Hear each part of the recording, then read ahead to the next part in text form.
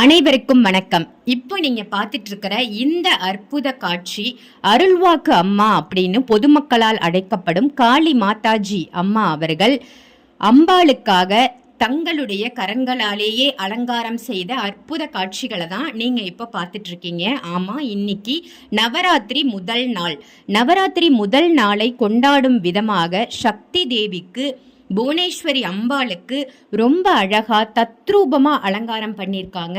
இந்த அலங்காரத்தை பார்க்கறதுக்கே கண்கோடி வேண்டும் அப்படின்னு சொல்லணும். அந்த அளவுக்கு நவராத்திரி முதல் நாள் அன்னைக்கு ரொம்ப அழகான அலங்காரமா அமைஞ்சிருக்கு.